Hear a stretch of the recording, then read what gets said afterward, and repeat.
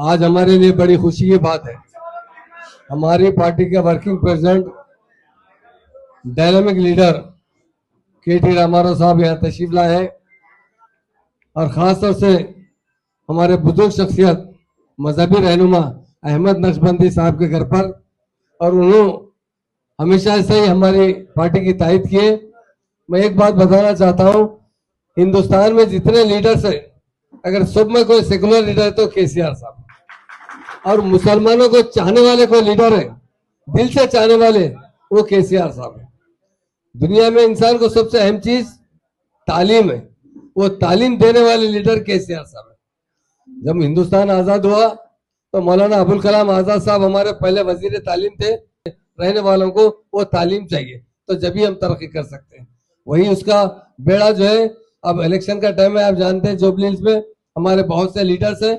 मैं सब यहाँ पर सबका नाम नहीं ले सका, माफी चाहता हूँ।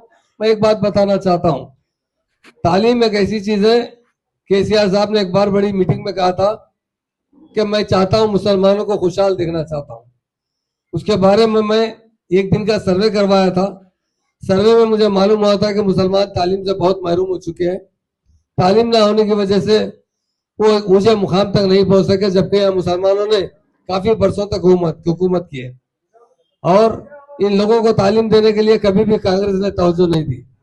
और केसीआर साहब ने सिर्फ 2 साल के अंदर 204 रेजिडेंशियल स्कूल कायम किए, जिसमें 1,50,000 बच्चे तालीम हासिल करते थे। वही कांग्रेस 50 साल हुकूमत की, सिर्फ 10 रेजिडेंशियल स्कूल कायम किए, जिसमें सिर्फ 1,500 बच्चे पढ़ा करते थे।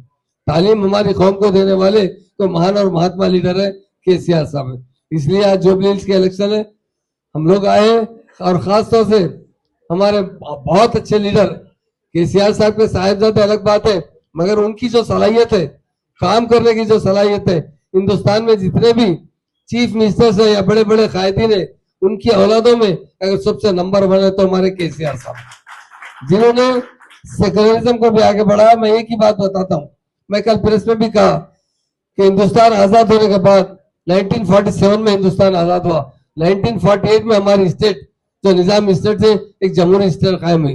1948 से 2014 से पहले तक फिसादात चलते रहे।